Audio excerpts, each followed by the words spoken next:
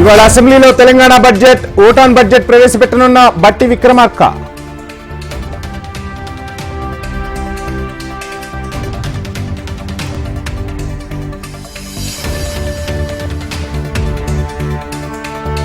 కాంగ్రెస్ సర్కార్ తొలి బడ్జెట్ పై భారీ అంచనాలు. విద్య, వైద్యం, వ్యవసాయానికి పెద్దపీట వేయనున్న తెలంగాణ సర్కార్. అభివృద్ధిపై సీఎం రేవంత్ దృష్టి. ఒక్కో నియోజకవర్గానికి 10 కోట్లు కేటాయించాలనే యోచన.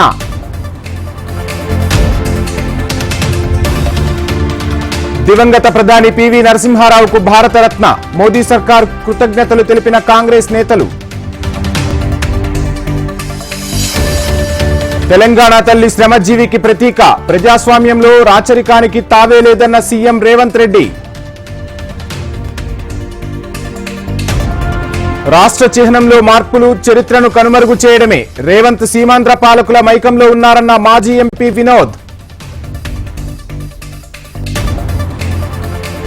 ఈ నెల 13న మేడిగడ్డ క్షేత్రస్థాయి పరిశీలనకు సర్కార్.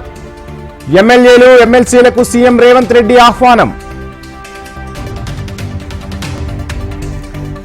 డాక్టర్లు లేకుండా సూపర్ స్పెషాలిటీ ఆసుపత్రులు నడిచేదెలా? ప్రజా ఆరోగ్యంపై నిర్లక్ష్యం తగదన్న ఆదిలాబాద్ ఎమ్మెల్యే పాయల్ శంకర్. తెలంగాణలో 17 లోక్సభ స్థానాల్లో బరిలో దిగనున్న బీజేపీ. అభ్యర్థుల జాబితా రూపకల్పనపై అధిష్టానం ముమ్మర కసరత్తు.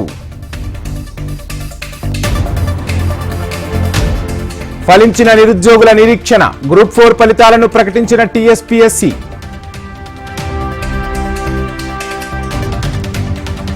ప్రధాని మోదీ, ఆర్థిక మంత్రి నిర్మలతో ఏపీ సీఎం జగన్ భేటీ. పెండింగ్ లో ఉన్న నిధులను వెంటనే విడుదల చేయాలని అభ్యర్థన. ఆంధ్రప్రదేశ్ కాంగ్రెస్ టికెట్ రేసులో భారీగా ఆశావాహులు. 175 అసెంబ్లీ సెగ్మెంట్లకు 793 అప్లికేషన్లు.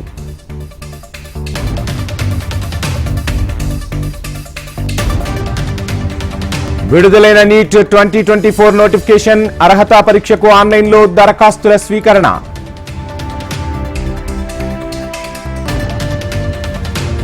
బోధన్ మాజీ ఎమ్మెల్యేకు హైకోర్టులో ఊరట.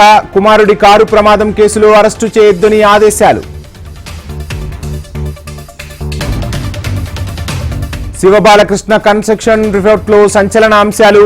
రేరా అనుమతుల్లో ఉన్నతాధికారులకు వాటాలు.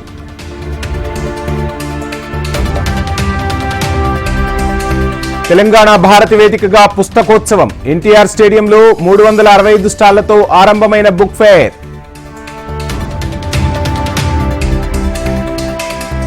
కాంగ్రెస్ హయాంలో జాతీయ భద్రతకు విఘాతం. రక్షణ రంగంలో అవినీతే కారణమని కేంద్ర ఆర్థిక మంత్రి నిర్మలమ్మ విమర్శ.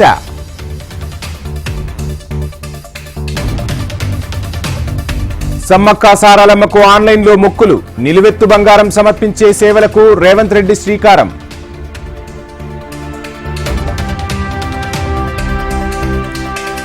గ్రేటర్ హైదరాబాద్ లో ట్యాక్స్ వసూళ్లపై దృష్టి. బల్దియాలో 2100 కోట్ల ప్రాపర్టీ ట్యాక్స్ వసూలే లక్ష్యం.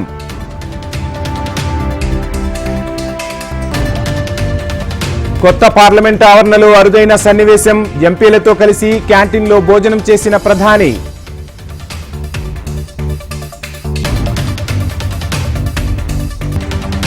హీరో మహేష్ కుమార్తె సితార పేరుతో నకిలీ ఇన్స్టాగ్రామ్.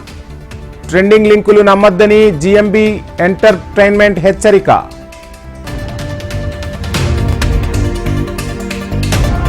మెగాస్టార్ చిరంజీవి దంపతులకు గవర్నర్ సత్కారం. పద్మ విభూషణ్ అవార్డు వరించినందుకు అభినందనలు.